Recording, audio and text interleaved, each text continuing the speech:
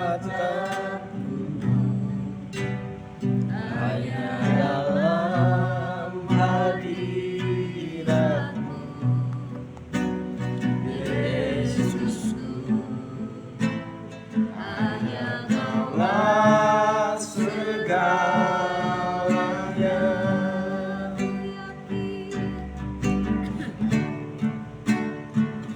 Ku yakin Kau hadir di sini. Ku rasakan kuasa yang tak terbatas. Ku yakin Kau nyata di sini. Kemenangan terjadi di sini.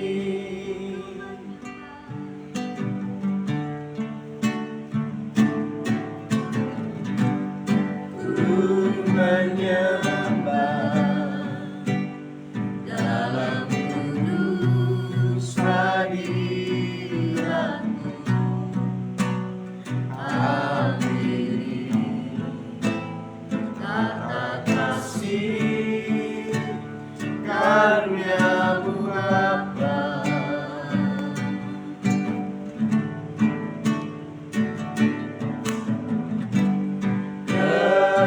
Kekuatanku hanya dalam hadirat-Mu. Ampiri karena Kaulah segalanya.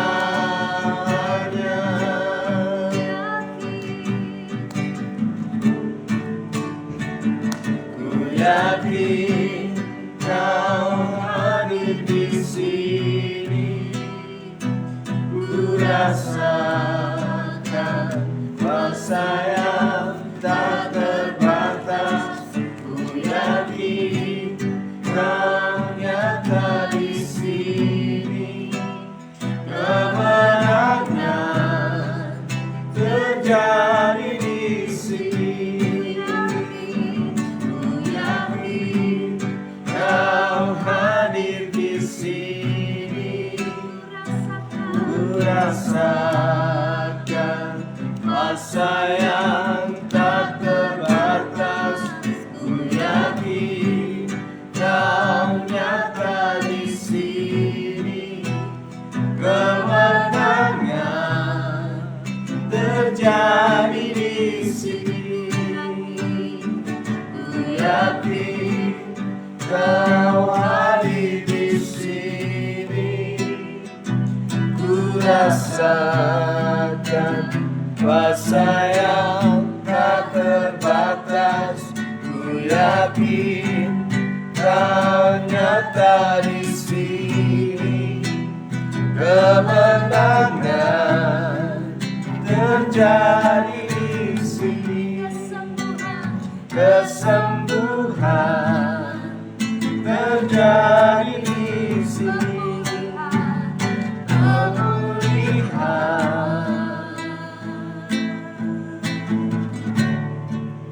terjadi di sini.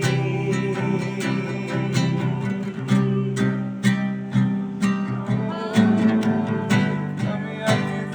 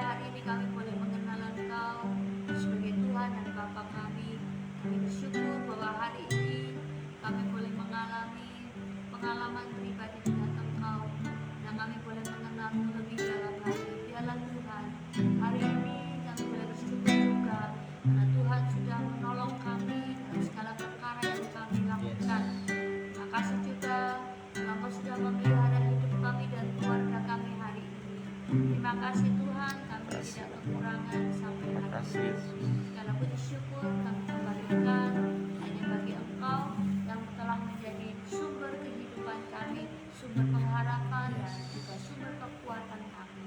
Dan malam hari ini Tuhan, kami akan bersama-sama bersyafaat di tempat ini dan kami juga mau belajar firman.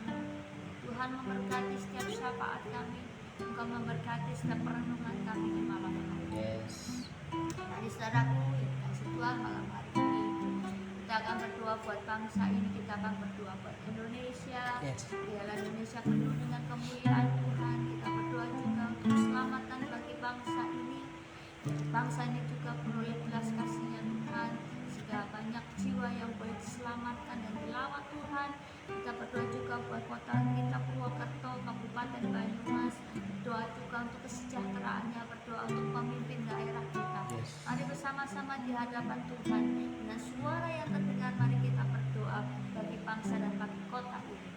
Terima kasih Tuhan Yesus Tuhan dan bersyukur atas kebaikan Tuhan, bagi sahabat kami. buat Kami bangsa bersama-sama di tempat ini Tuhan, naikkan doa-doa kepadamu. Tuhan kami berdoa untuk bangsa dan negara kami Tuhan Yesus Indonesia ini Tuhan. Kiranya Engkau tetap memberkati bangsa ini. Kiranya Engkau tetap mengurapi bangsa ini Tuhan Yesus. Jadikan bangsa ini bangsa yang damai. Jadikan bangsa ini bangsa yang maju Tuhan. Terima kasih Bapa. Haleluya, kedamaian yang luar biasa terjadi pada bangsa ini Tuhan Yesus. Kemakmuran terjadi pada bangsa ini Tuhan. Tuhan, kami berdoa untuk para pemimpin bangsa ini Tuhan Yesus. Bapak Presiden, Wakil Presiden, segenap jajaran yang membawa bangsa ini Tuhan dalam pemerintahannya. Tuhan menolong dengan hikmat marifat kepada mereka agar mereka dapat bekerja dengan baik ya Tuhan Yesus, dapat bekerja sesuai dengan rencana yang sudah dibuat Tuhan Yesus, bekerja untuk kemajuan bangsa ini, bekerja untuk membawa bangsa ini kepada segala yang baru ya Tuhan Yesus, membawa bangsa ini keluar segala keterpurukannya, membawa bangsa ini keluar segala permasalahan yang terjadi Tuhan Yesus. Terima kasih Bapak, terima kasih Tuhan Yesus, Engkau mengurapi keselamatan bangsa ini terjadi. Tuhan. Terima kasih. Kami juga berdoa Tuhan, berdoa untuk Banyumas dan sekitarnya, Purwokerto Tuhan, Tuhan tetap melawat daerah ini, memberkati daerah ini dengan lebih lagi Tuhan Yesus. Dimana kami tinggal di kota ini Tuhan, biarlah menjadi berkat bagi banyak jiwa. Terima kasih Bapak Tuhan Yesus, berkati para pemimpin daerah ini juga Tuhan Yesus, agar daerah ini dapat menjadi daerah maju Tuhan. Terima kasih Bapak, terima kasih Tuhan Yesus. Kami berdoa Tuhan bagi umat-Mu yang ada di daerah ini, bagi gereja-gereja yang ada di daerah ini Tuhan Yesus. Biarlah kami semua dapat beribadah dengan baik, kami dapat beribadah dengan nyaman di daerah ini Tuhan Yesus, dapat mengabarkan berita sukacita dengan bebas ya Tuhan Yesus, sehingga nama-Mu dikenal, nama-Mu dimuliakan Tuhan Yesus. Terima kasih, terima kasih Tuhan Yesus, kami serahkan dari tangan Tuhan. Terima kasih Bapa, kami serahkan dalam tangan-Mu dalam nama Tuhan Yesus Kristus. Haleluya. Malam hari ini kita akan berdoa juga buat kegerakan di gereja ini. Kita berdoa kiranya visi misi Tuhan di tahun ini melalui gereja ini boleh tetap terus bergerak untuk menjangkau kota ini. Berdoa untuk kegerakan di anak muda, anak-anak youth yang akan terus melanjutkan proyek-proyek selanjutnya di tahun ini untuk menjangkau kota ini. Berdoa juga untuk hambanya, berdoa untuk Bapak Nono selaku gembala sidang di tempat ini. Hanya Tuhan terus memakai hambanya ini untuk melayani umat Tuhan di tempat ini. Berdoa juga untuk jemaat-jemaat yang saat ini membutuhkan dukungan doa, terutama bagi yang sakit, untuk Ibu Hermin, untuk Oma Lukas. Berdoa juga untuk Ibu Sriati, Ibu Cipto, Opa Kiarto dan juga Oma Kiarto. Kita berdoa untuk mereka.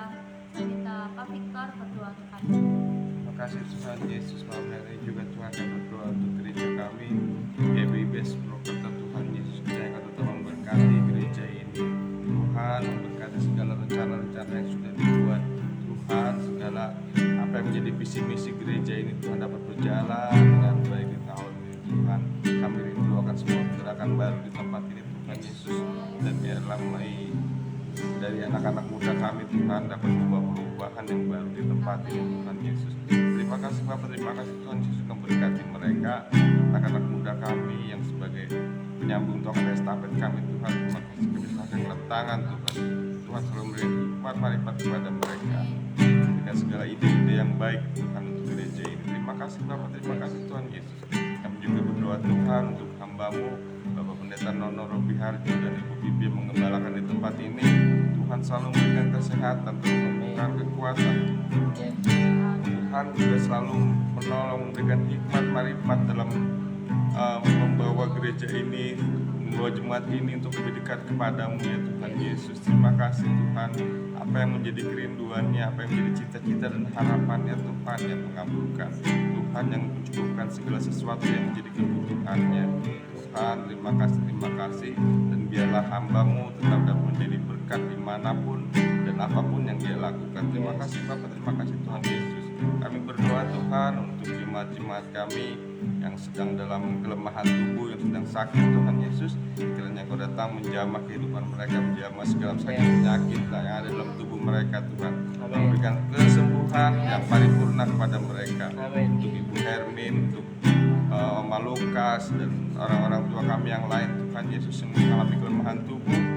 Mereka-mereka yang sudah lanjut usia juga Tuhan tetap menjamah, Tuhan tetap hadir dalam kehidupannya, berikan kekuatan, berikan semangat dalam hidupnya, tetap percaya kepada Tuhan Yesus. Terima kasih Bapak, terima kasih Tuhan Yesus, kami serahkan dalam tangan-Mu dan nama Yesus, haleluya. Dan terakhir Ibu Suci berdoa untuk para pemirsa yang mengikuti live streaming ataupun yang menyimak di YouTube nantinya.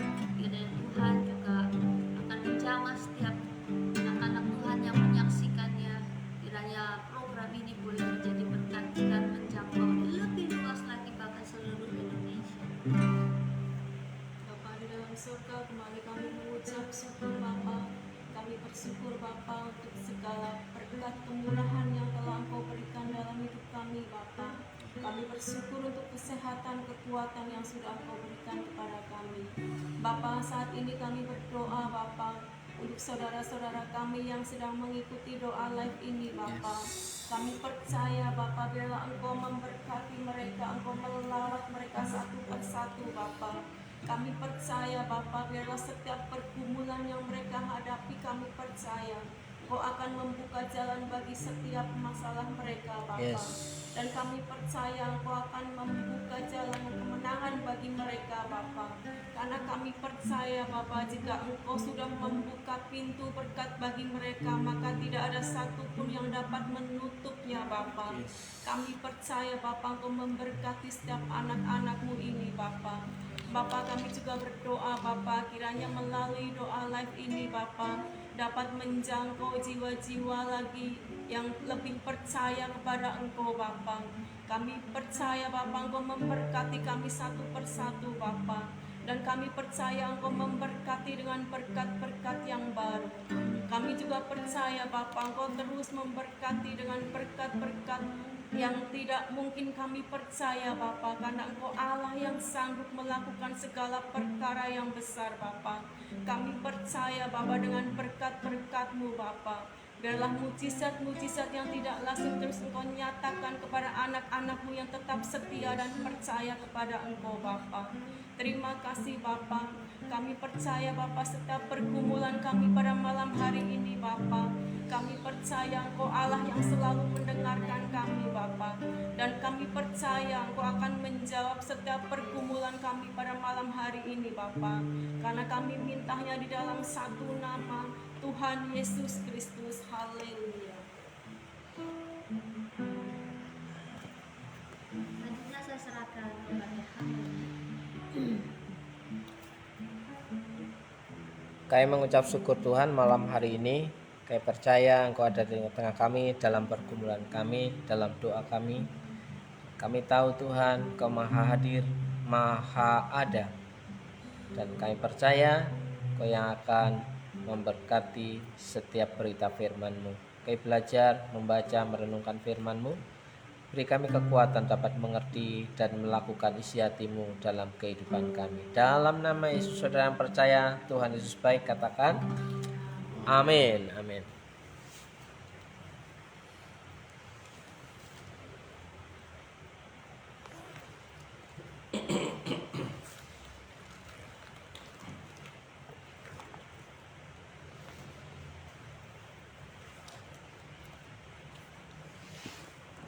Malah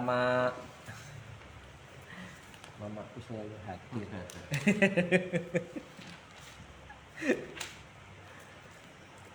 Bukan mamamu, mamaku. Matius pasal yang ke-21. 22.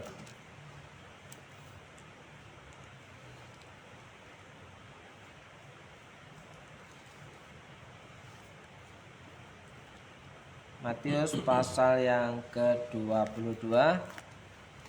Perumpamaan tentang perjamuan kawin. Lalu Yesus berbicara pula dalam perumpamaan kepada mereka hal kerajaan surga seumpama seorang raja yang mengadakan perjamuan kawin untuk anaknya. Ia menyuruh hamba-hambanya memanggil orang-orang yang telah diundang ke perjamuan kawin itu, tetapi orang-orang itu tidak mau datang. Ia menyuruh pula hamba-hamba lain, pesannya, katakanlah kepada orang-orang yang diundang itu, sesungguhnya hidangan telah kusediakan, lembu-lembu jantan dan ternak piaraanku telah disembelih, semuanya telah tersedia, datanglah ke perjamuan kawin ini. Tapi orang-orang yang diundang itu tidak mengindahkannya, ada yang pergi ke ladangnya, ada yang pergi mengurus usahanya, dan yang lain menangkap hamba-hambanya itu, menyiksanya dan membunuhnya. Maka murkalah raja itu, lalu menyuruh pasukannya ke sana untuk membinasakan pembunuh-pembunuh itu dan membakar kota mereka. Sudah itu ia berkata kepada hamba-hambanya, perjamuan kawin telah tersedia, tetapi orang-orang yang diundang tadi tidak layak untuk itu. Sebab itu pergilah ke persimpangan jalan dan undanglah setiap orang yang kamu jumpai di sana ke perjamuan kawin.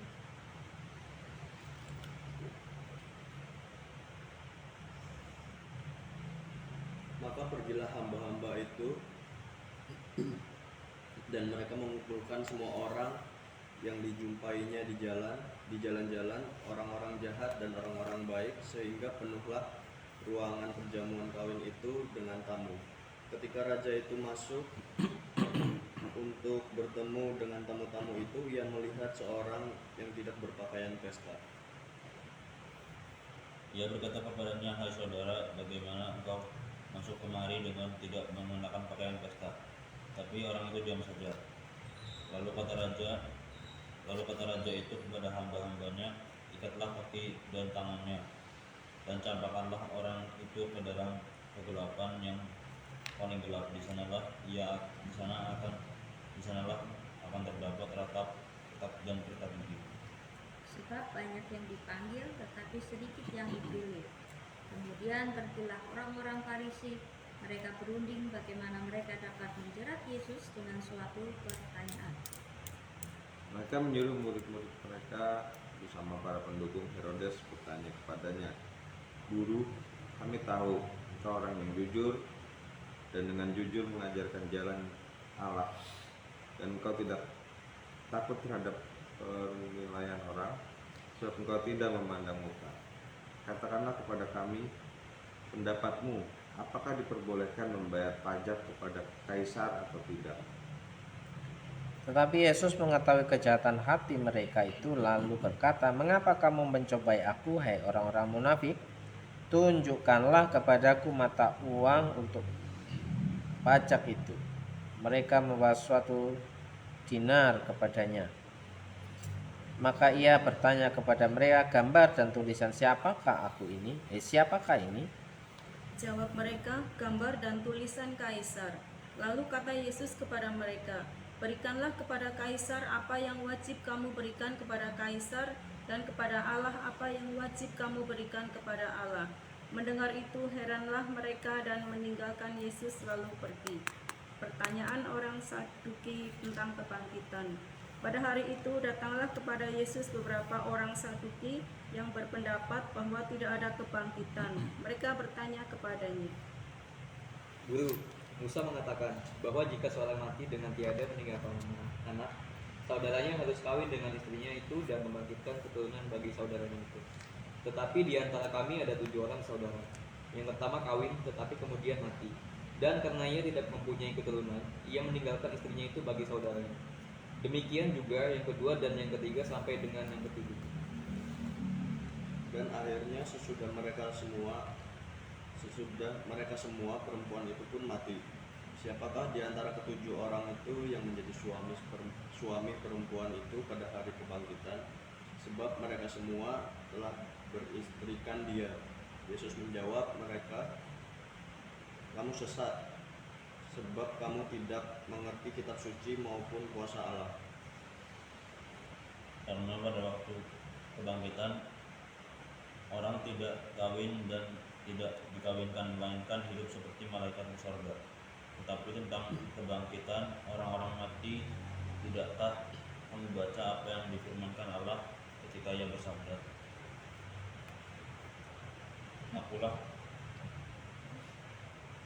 Akulah Allah Abraham, Allah Ishak dan Allah Yakub. Ia bukanlah Allah orang mati, melainkan Allah orang hidup. Orang banyak yang mendengar itu takjub akan pengajarannya. Ketika orang-orang Farisi mendengar bahwa Yesus telah membuat orang-orang Saduki itu hutang, berkumpulan mereka. Dan seorang dari mereka, seorang ahli Taurat, bertanya untuk mencobai dia. Guru, perintah manakah yang terutama dalam Taurat? Jawab Yesus kepadanya, kasihilah Tuhan Allahmu dengan segenap hatimu dan dengan segenap jiwamu dan dengan segenap akal budimu. Itulah hukum perintah yang pertama dan yang terutama dan yang pertama. Dan hukum yang kedua yang sama dengan itu ialah kasihilah sesama manusia seperti dirimu sendiri. Pada kedua hukum inilah tergantung seluruh hukum Taurat dan kitab para nabi. Ketika orang-orang Farisi sedang berkumpul, Yesus bertanya kepada mereka, katanya, Apakah pendapatmu tentang Mesias? Anak siapakah dia? Kata mereka kepadanya, anak Daud. Katanya kepada mereka, jika demikian, bagaimanakah Daud oleh pimpinan roh dapat menyebut dia tuannya ketika ia berkata, Tuhan telah berfirman kepada Tuanku, duduklah di sebelah kananku sampai musuh-musuhmu kutaruh di bawah kakimu. Jadi jika Daud menyebut dia tuannya, bagaimana mungkin ia anaknya pula? Tidak ada seorang pun yang dapat menjawabnya, dan sejak hari itu tidak ada seorang pun juga yang berani menanyakan sesuatu kepadanya. ya sampai di situ.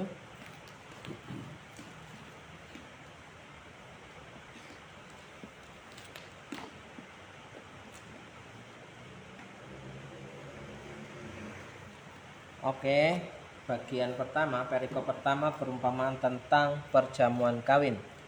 Matius pasal yang ke-22, ya, ayat 1 sampai dengan ayat 14, ya. Hal kerajaan surga seumpama seorang raja yang mengadakan perjamuan kawin untuk anaknya. Jadi hal kerajaan surga yang diberitakan oleh Yesus pada waktu 3,5 tahun pada akhir kehidupannya di dunia ini, yang diberitakan adalah tentang kerajaan surga, kerajaan Allah, di mana Allah memerintah sebagai raja. Nah, di sini uniknya kerajaan surga itu seumpama seorang raja yang mengadakan perjamuan kawin untuk anaknya. Ia menyuruh hamba-hambanya memanggil orang-orang yang telah diundang. Jadi ada undangan khusus. Undangan khusus itu zaman sekarang itu undangan apa ya? Undangan istimewa yang premium. Apa namanya? Apa, Ban? Pernah dapat undangan khusus nggak, Ban?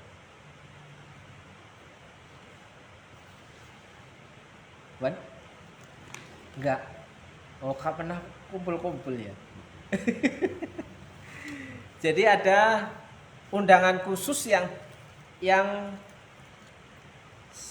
diberikan kepada orang-orang khusus. Yang menjadi pertanyaan adalah siapa yang diundang dan bagaimana respon orang-orang yang menerima undangan. Ya, ia menyuruh hamba-hambanya memanggil orang-orang yang telah diundang ke perjamuan kawin itu, tapi orang-orang itu tidak mau datang. Artinya undangan sudah disiapkan, sudah disampaikan, dan orang yang menerima undangan itu tidak mau datang. Ia menyuruh pula hamba-hamba lain, pesannya, katakanlah kepada orang-orang diundang, sesungguhnya hidangan telah kusediakan. Nah, hidangan telah disediakan. Ini gambaran tentang perjamuan, ya. Semua makanan yang enak-enak sudah disediakan. Semua telah tersedia. Datanglah ke perjamuan kawin ini, tetapi orang-orang yang diundang itu tidak mengindahkannya, ya, tidak mau datang, tidak mengindahkannya, ya, dengan alasan ada yang pergi ke ladangnya, ada yang pergi mengurus usahanya. Ini artinya apa? Yang diundang ini terlalu sibuk, ya, sibuk ngurus pekerjaannya, sibuk ngurus harta bendanya, ya, ke ladangnya, usahanya. Jadi yang dipikir itu adalah duit, duit, duit, dan duit, ya kan? Nah, terus apa selanjutnya?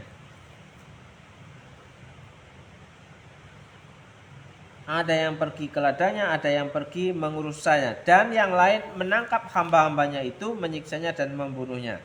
Bahkan terjadi kejahatan. Maka murkalah raja itu lalu menyuruh pasukannya ke sana untuk membinasakan pembunuh-pembunuh itu dan membakar kota mereka. Ya, di situ sudah jelas sebab akibatnya. Yang tidak merespon undangan raja, ia dikatakan dibinasakan, kan? Membinasakan. Perjamuan kawin telah tersedia, tetapi orang-orang yang diundang tadi tidak layak untuk itu. Jadi tidak layak untuk itu, untuk datang ke perjamuan. Jadi sebenarnya rancangan Tuhan itu baik. Rancangan Tuhan itu sungguh baik, ya, penuh dengan pengharapan, ya. Tapi di sini diumpamakan, ya, mereka menolak undangan itu, menolak undangan raja. Untuk apa? Untuk datang ke perjamuan kawin itu atau ke pesta itu, ya, ke undangan itu, ya. Mereka berpikir kalau ke ladangnya, ngurusin ladangnya akan menghasilkan, ngurusin usahanya akan menghasilkan. Nah, hasil itu tujuannya juga untuk makan, ya kan? Nah, mereka tidak mengetahui bahwa raja yang mengundang ini sudah menyediakan semuanya berlimpah-limpah.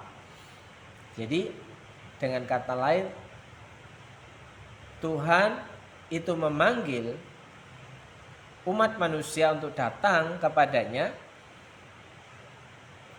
Dengan kata lain, jangan khawatir, ya.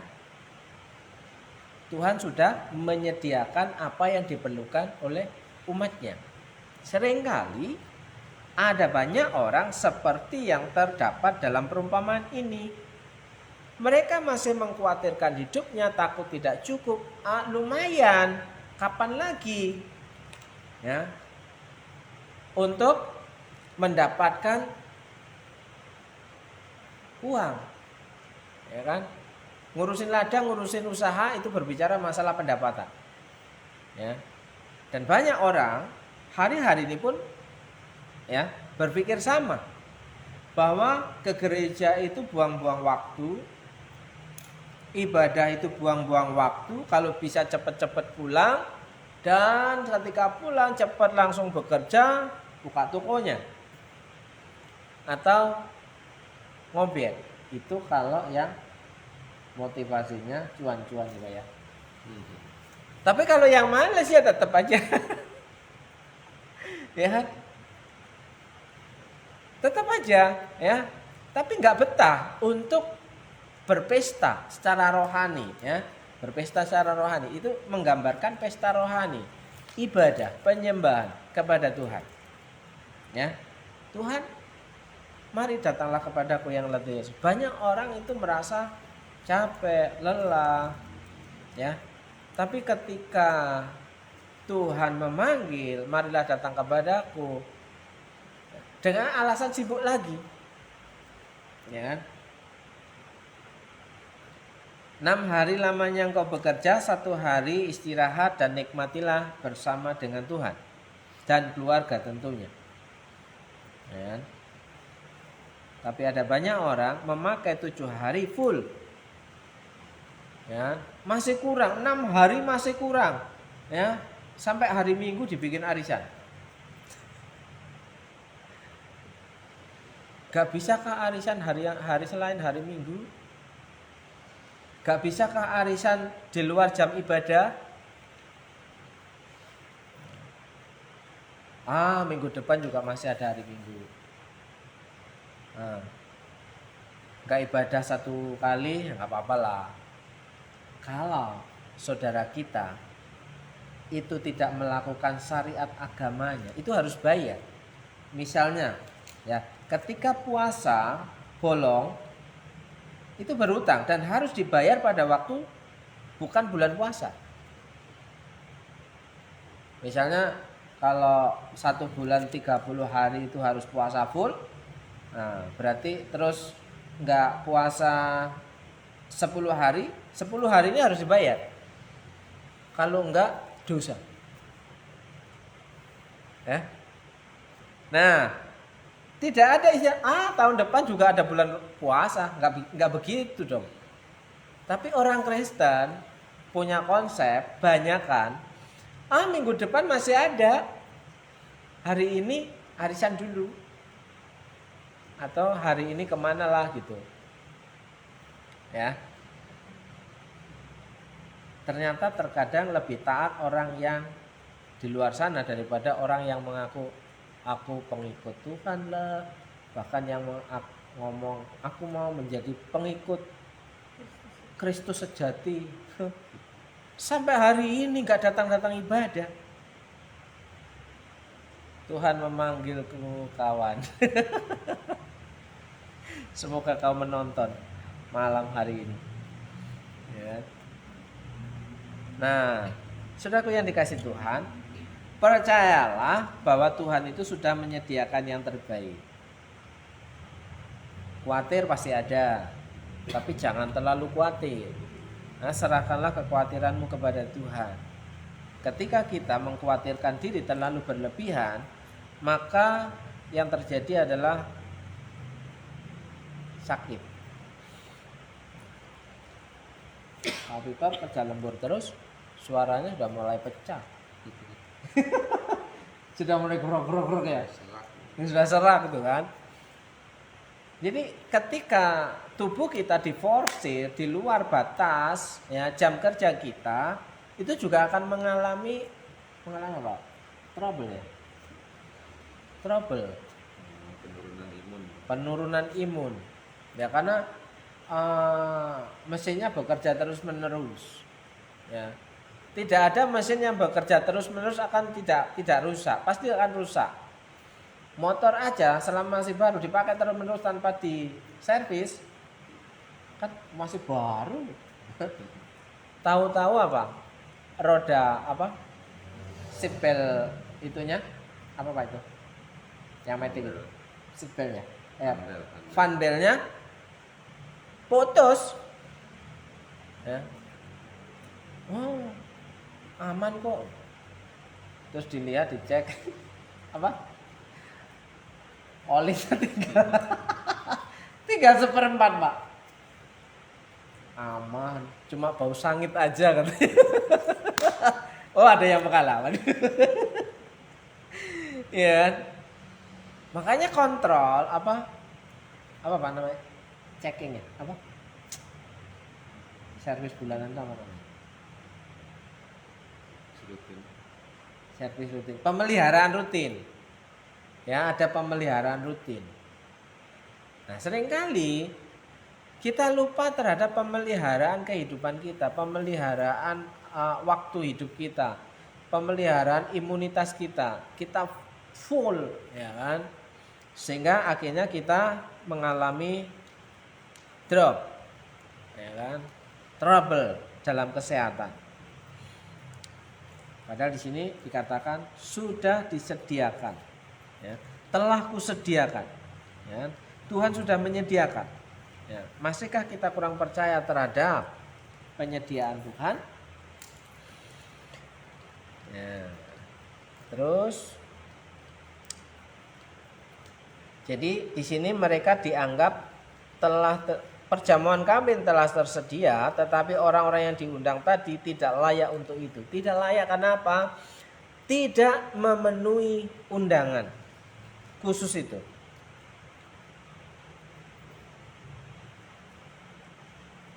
Maka perintah dilakukan, ya, mengumpulkan semua orang yang dijumpainya di jalan-jalan, orang-orang jahat dan orang-orang baik.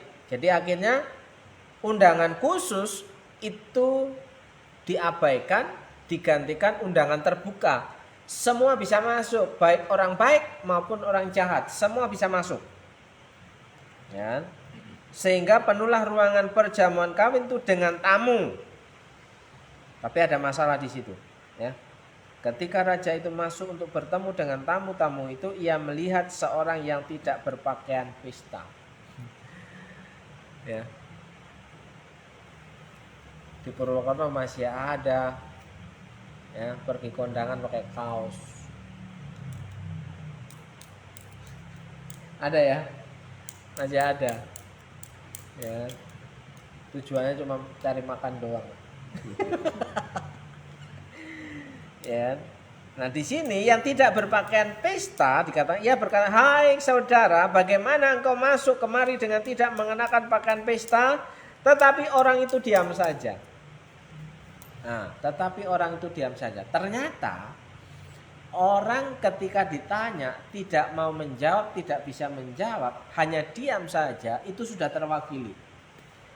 Apakah saudara percaya? Dia. Apakah saudara punya kesaksian? Dia. Sudah terwakili. Ya. Apakah engkau datang dengan pakaian pesta?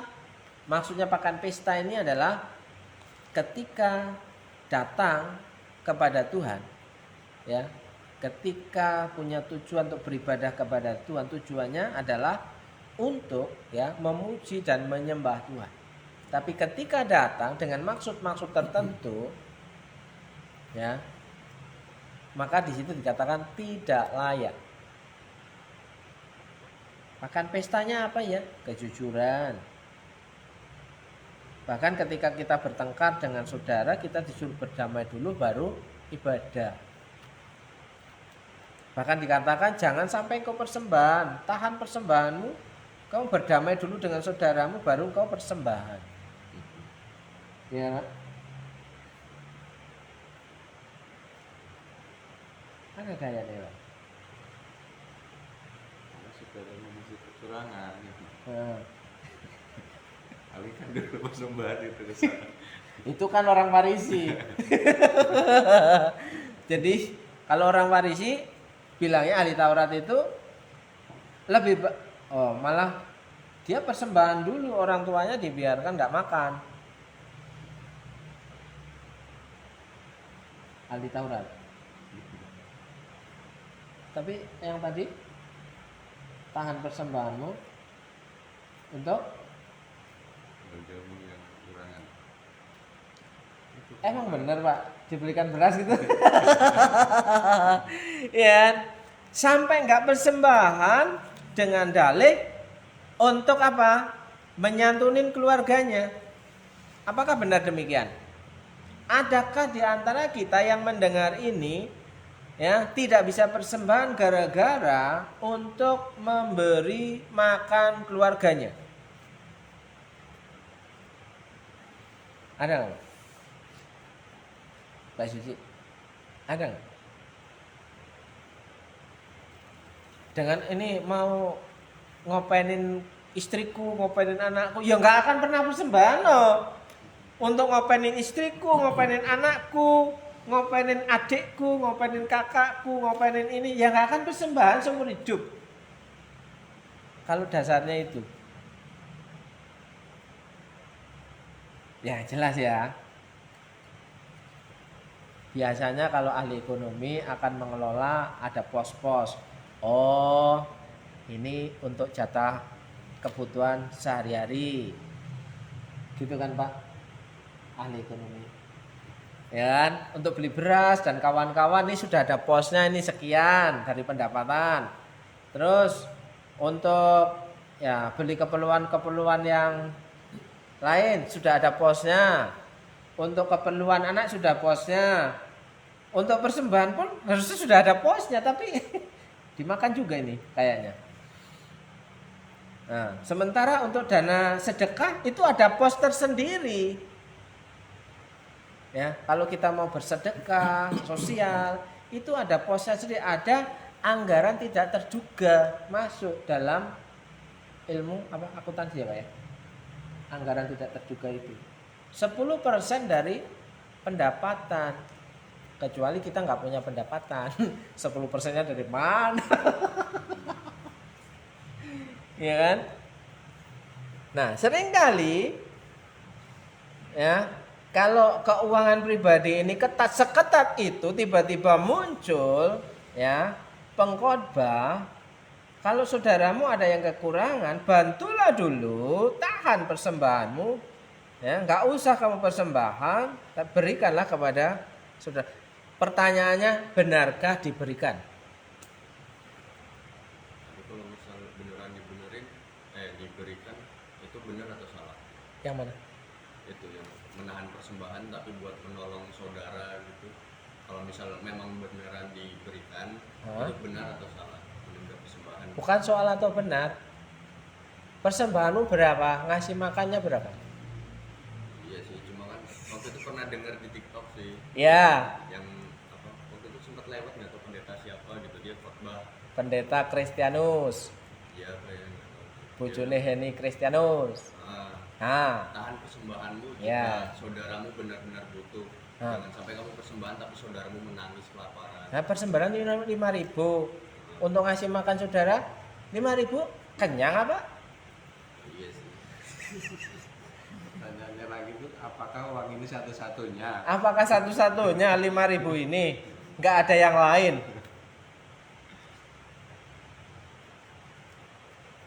Parkir mobil berapa? 3.000. Ya kalau semisal kebutuhannya itu bukan makan kayak berobat atau apa gitu, yang memang uangnya tuh ngepres gitu. Oke, emang tiap minggu sakit masuk rumah sakit? Enggak, maksudnya kebetulan pas minggu itu. Oh ya nggak apa-apa.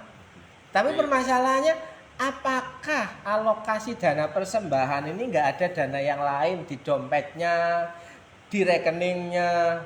Oh jangan-jangan nggak ada, iya di dompetnya, di rekeningnya. Paham? Berarti kan masih punya uang. Tapi alasannya tidak punya uang untuk persembahan. Ditahan persembahannya, diberikan untuk keluarga yang sakit, yang tidak bisa makan. Yang pertanyaan apakah benar? Kalau itu benar nggak apa-apa. Gak apa-apa, berarti bukan benar atau salahnya, tapi ya bagaimana sepatutnya aja. Iya. Nah kalau cuma 5.000 untuk ngasih makan satu keluarga, atau 10.000 untuk ngasih makan ya nggak kenyang dah. Berarti kan bukan uang persembahan yang mau diberikan kepada saudara kita. Ya kalau 100.000 berarti persembahannya 100. Padahal tiap persembahan nggak ada 100. Yang mau dikasihkan 100. Kenapa pakai alih-alih pakai dana persembahan? Kan gitu. Jajan bakso berapa? 15.000. Persembahan 5.000.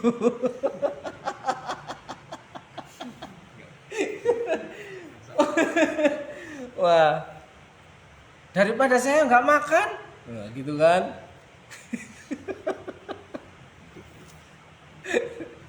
Nah, ini logika berpikirnya ya, logika berpikirnya. Kalau memang Tuhan gerakkan kita untuk menolong keluarga kita, gak ada masalah. Masa sih persembahan sampai segitunya nggak bisa persembahan? Kira-kira masih ada uang nggak? Apakah semua uang kita itu akan diperbantukan untuk orang lain? Gak ada sisanya sama sekali.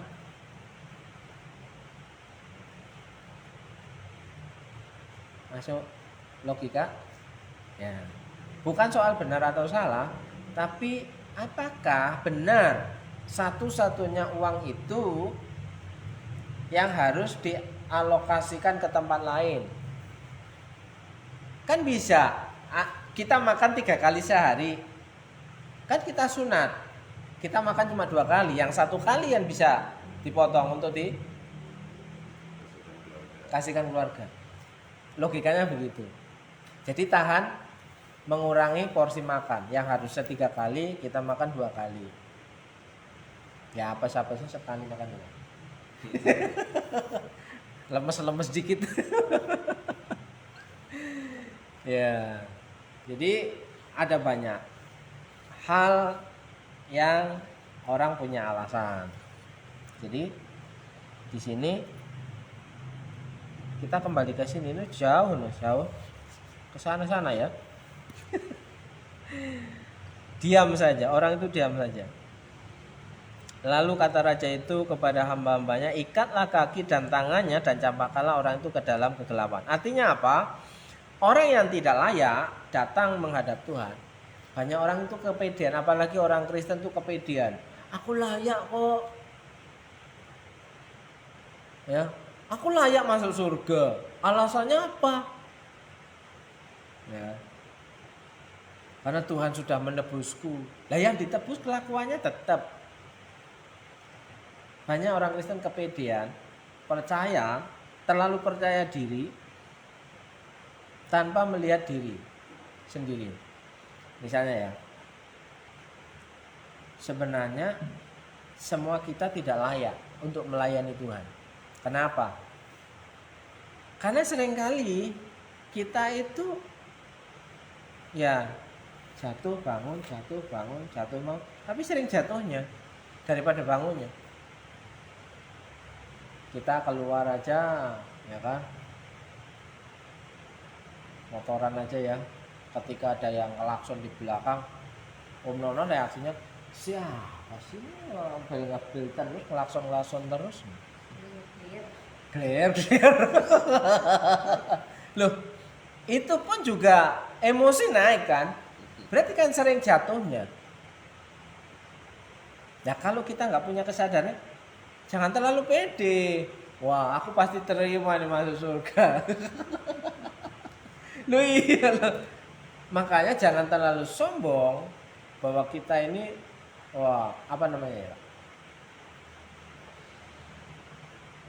terlalu membanggakan diri sendiri tanpa melihat keberadaan orang lain.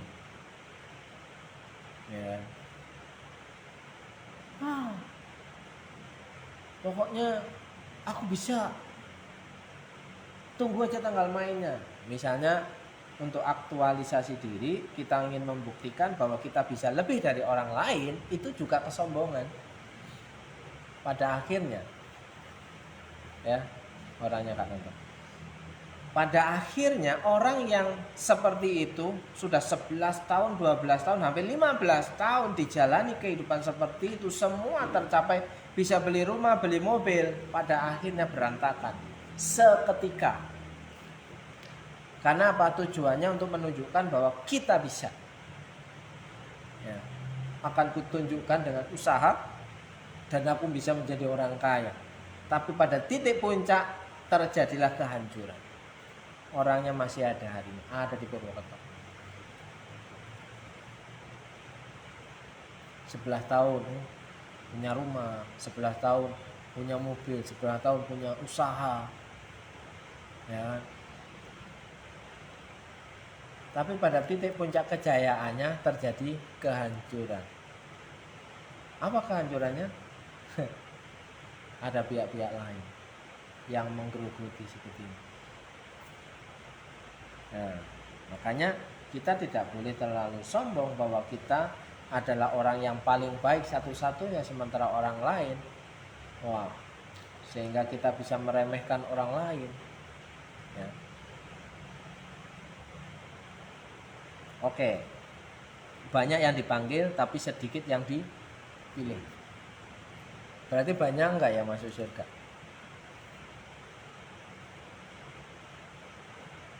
Sebab banyak yang dipanggil tetapi sedikit yang dipilih.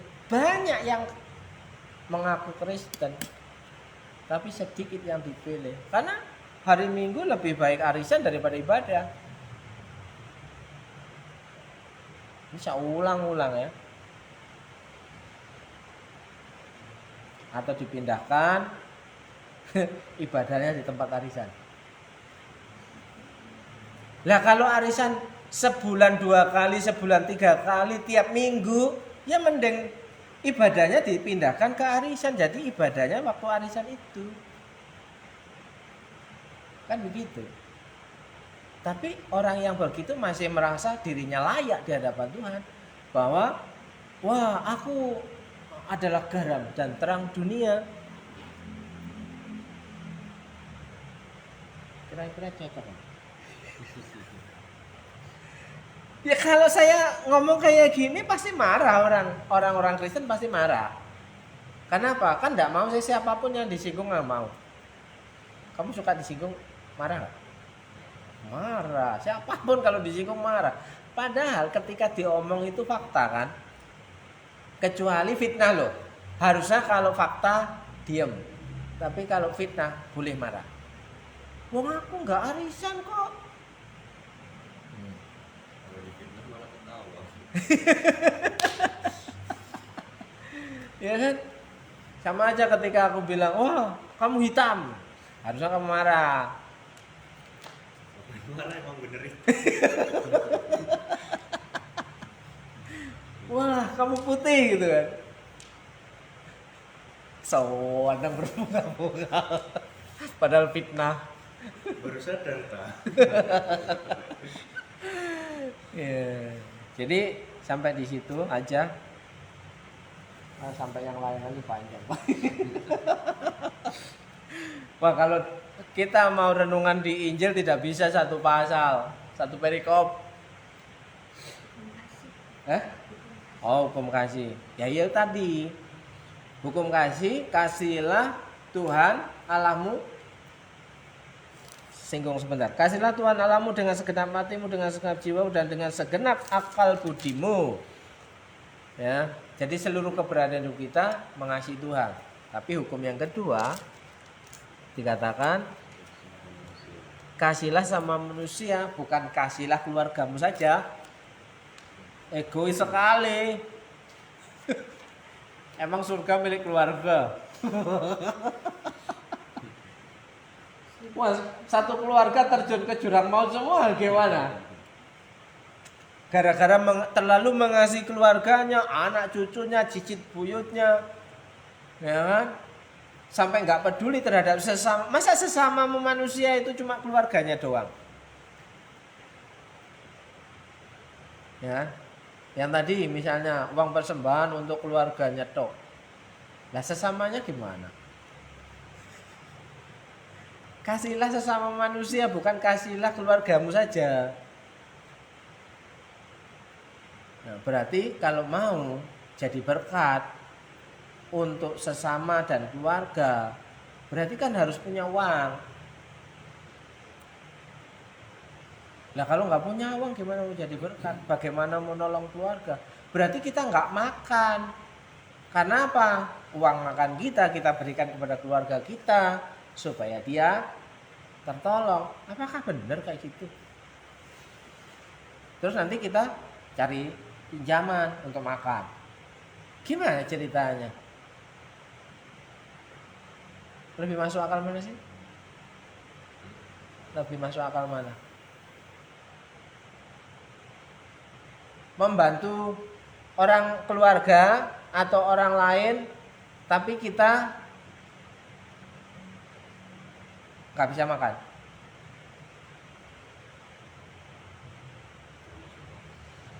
Hah?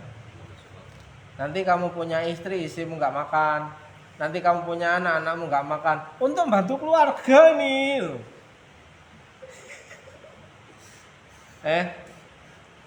Lebih parah lagi toh. Ya ada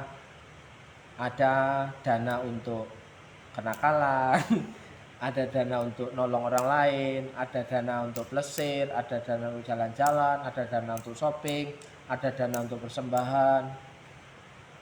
Masa yang diambil cuma dana persembahan toh, dana shoppingnya nggak diambil. Ya, harusnya dana shoppingnya ya untuk bantu keluarga ini, bukan dana persembahan. Paham nggak sih? Tapi kan tetap harus ada apa manage uangnya. Pengelola keuangan, mengelola Kalau nggak keuangan. ada manage-nya, semisal kita memberikannya all in masuk semua gitu, sistemnya muter-muter aja. Nanti misal persembahan di tengah, dia nolong aku, nunda persembahan, aku nolong dia, nggak ada yang persembahan ujung-ujungnya nanti. Berarti miskin semua. Lah, kan miskin berjamaah itu kalau kayak gitu namanya. Iya. Nah, kau usah khotbah kalau kayak gitu. Ngapain khotbah lagi? Ih, ngapain khotbah lagi, Pak?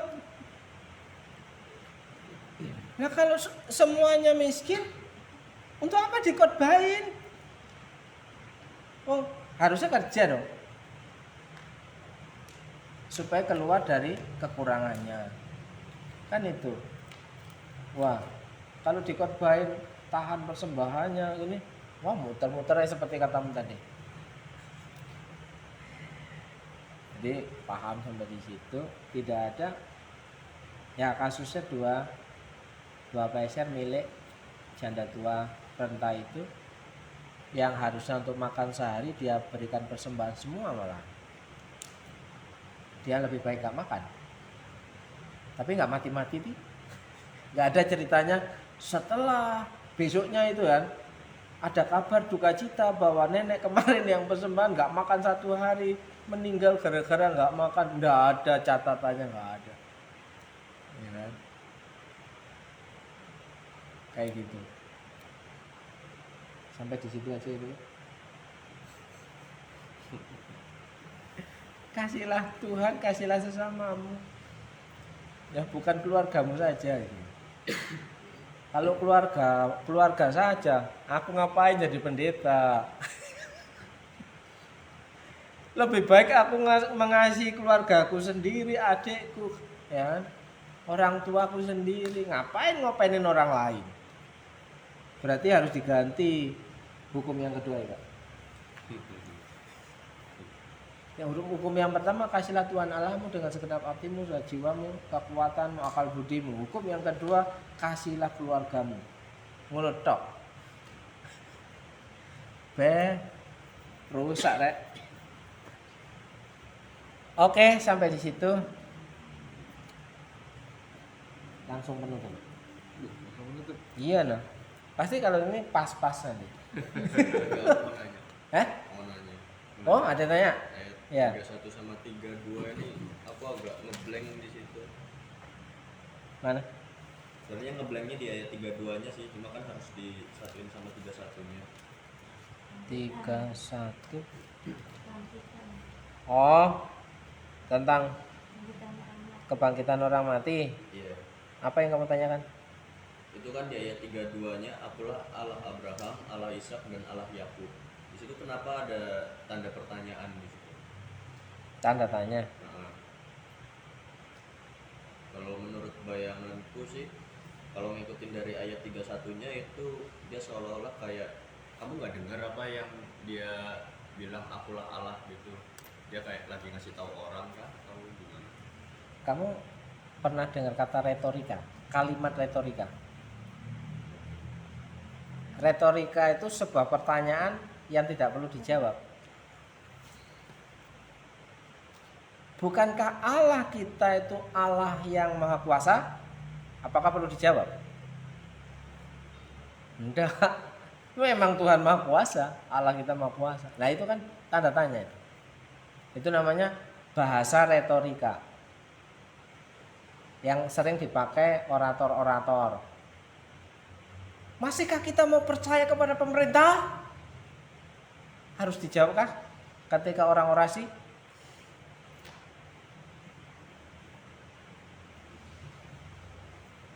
Apalagi sekarang lagi ngetren viral, makanan paling bergizi tahu dan tempe. Padahal kita tiap hari makan tahu dan tempe.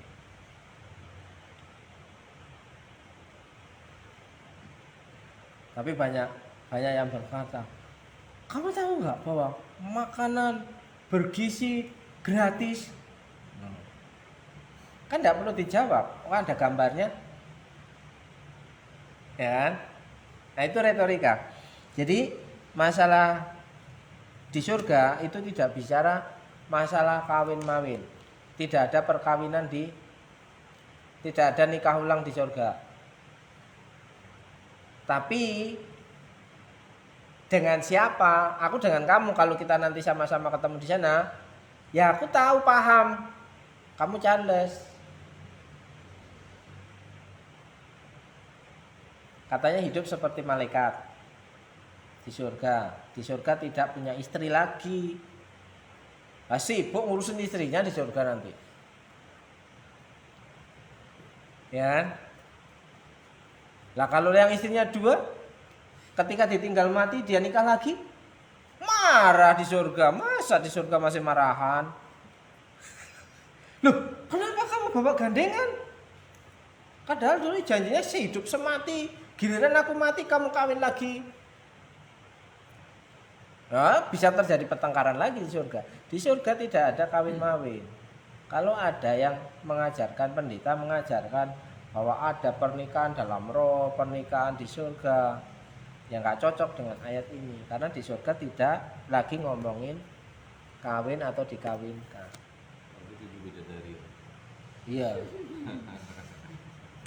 Gak usah jauh-jauh. Sini banyak. Iya kan? Sudah? Ending, Pak.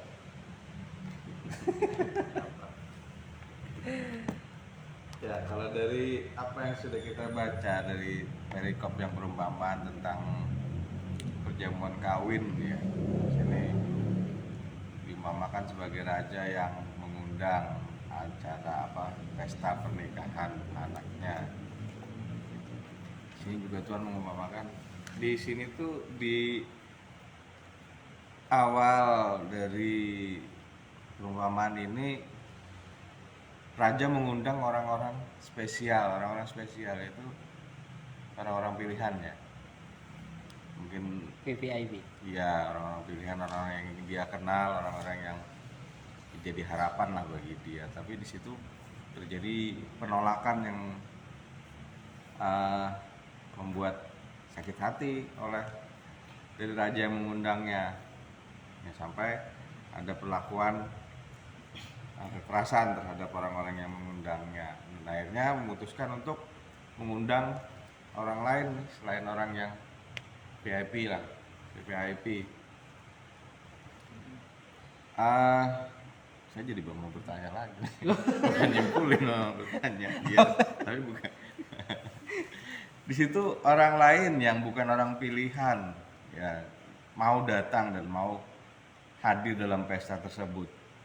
Namun di dalamnya ada satu orang yang tidak berpakaian pesta. Nah, di sini cukup mungkin bisa jadi bahan perenungan ya. Maksudnya seperti apa gitu. Kalau menurut saya apakah benar nih? Jadi yang dimaksud orang yang tidak berpakaian pesta itu mereka yang datang tapi tidak menghargai si pengundang. Dia mau datang tapi tidak menghargai. Jadi tidak memiliki tujuan. Dia datang, ikut diundang datang tapi tidak mempunyai tujuan. Nggak niat banget. Ya Kalau tahunya datang untuk misalnya makan kalau doang. kita datang ke pesta tuh pasti kan kita pengen menyenangkan hati yang ngundang. Ya iya. Iya kan? Ketemu sang Dengan pengundang. tidak membuat malu orang lain misalnya. Iya. Ya apakah yang keadaan kita saat ini juga kalau kita datang ke gereja gitu tanpa memiliki tujuan juga mungkin kasusnya akan sama seperti ini Sama. ya. Kalau ditanya cuma diam aja. Mm-mm. Apa tujuanmu ke gereja? Diam. Iya. Padahal yang pertama kita menyenangkan hati Tuhan Nah. di situ. Tapi justru ketika datang ke gereja, pakaiannya apa? bukan ini bukan gambarannya memang pakaian pesta. Tapi kalau ibadah pakaian pestanya apa? Kan ibadah raya. Mm-mm. Ya. Apakah hanya datang nongol di gereja?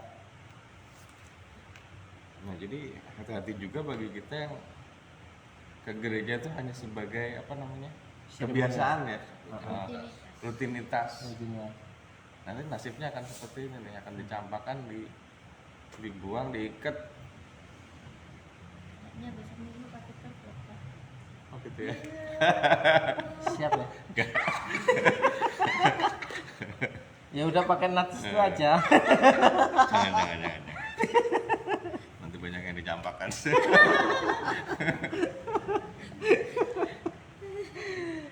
Oke, jadi kesimpulannya kita harus tetap setia kepada Tuhan, kita harus menghargai undangan Tuhan ya.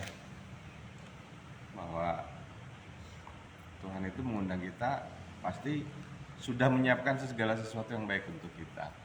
Kan kalau dalam Raja sudah menyediakan banyak hidangan bagi kita. Jadi harusnya kita nggak perlu khawatir lagi iya. untuk datang. Tapi sering menuju- khawatir. Nah, sering khawatir. Ya itu tadi tahan persembahan. Padahal jelas ya, penawaran Tuhan 6 hari lamanya engkau bekerja, hari yang ketujuh istirahatlah. Mm-mm. Kan sebenarnya masuk ke situ komparasinya. Pesta. Iya. Nah, pesta itu kan harus pakaian pesta. Nah, ketika istirahat itu bagaimana? Istirahat? Oh, ya istirahat. Bangun siang. Bener-bener bangun siang istirahatnya. Benar-benar istirahat. Bener-bener istirahat. Padahal ya tidak seperti itu juga. Ya bolehlah setelah ibadah. Bolehlah. Masa nggak boleh? Siapa yang larang? Tapi besok-besok kalau papi disuruh lembur ada dosa, papi bilang aja tenang, serahkan kekhawatiran kepada Tuhan. Oh itu bahasanya beda. Itu bosnya yang bertanggung jawab. Ditelepon pabrik kan? Kekhawatiranmu kepada Tuhan ya. Iya. Ditelepon pabrik kan? Maaf Pak, saya lagi ibadah. Paling dibalikin sama bosnya. Kamu tahu nggak hitungannya 1 hari kalau kita nggak produksi? Nah itu darurat ya. Itu namanya darurat. Kayak waktu COVID kemarin darurat. Jangan dijadikan COVID terus. Online terus.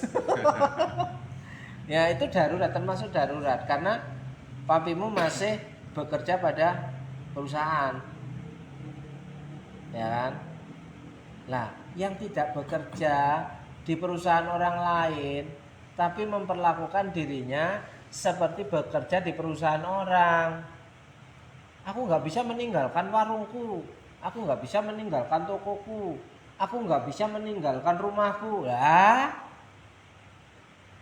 padahal itu dosanya, papimu itu dosanya ditanggung sama pemimpinnya, bosnya.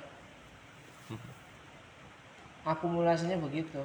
Lah kalau kita yang freelance, ya kita sendiri yang nanggung. Apa tadi? Diikat?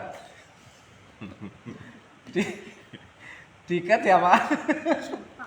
Dicampakkan. Oleh aku nggak cuma itu, sudah tak ikat, injak-injak ya. Kayaknya yang pas habis COVID waktu itu yang udah mulai normal ibadah lagi, karena sempat dengar omongan dari siapa gitu. Orang gereja cuma terus lupa omongannya siapa. Dia bilang padahal lebih enak online, apa kayak toh juga kita bisa ibadah online, nggak perlu ke gereja lagi situasi kayak gini. Padahal itu posisi udah mulai normal lagi. Iya, karena kalau online nggak persembahan. Terus kalau dalam hati saya yang kamu gabung terus tiap minggu gitu loh, Nah, nonton terus gitu tiap minggu, padahal ya nggak pernah gabung malah. nggak ada. Iya, nggak tahu kita harus lupa siapa. Nah, tahu lah. Ya, selama pandemi 2 tahun kan nggak ada persembahan tuh. Harusnya ketika masuk persembahannya harusnya berbeda. Ya wong 2 tahun loh ditahan. Harusnya berbeda. Loh. Lebih enak online. Aku ya lebih enak online ya. Online 1 jam ya Pak ya.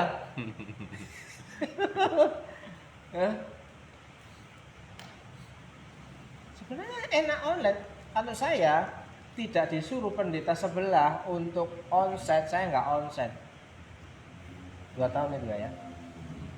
Karena dimarahin pendeta sebelah.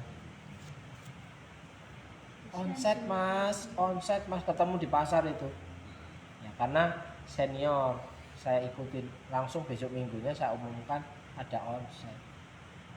Lah wong ke gereja takut covid, lah ke mall ke Batu Raden nggak takut sama covid kok. Gimana? Sudah ya Pak ya? Sudah. Wah. Sudah saudara. Oke, pilihan ada di tangan saudara. Ya. Keberlanjutan kehidupan kita ada di tangan masing-masing. Tugas saya, tugas kami sebagai hamba Tuhan memberikan pengajaran yang tentunya dari Alkitab, bukan dari kata saya, hemat saya, tapi Alkitab yang ngomong demikian. Ya kalau saya harus ngomong sama dengan apa yang tertulis di situ, ya saudara baca sendiri aja.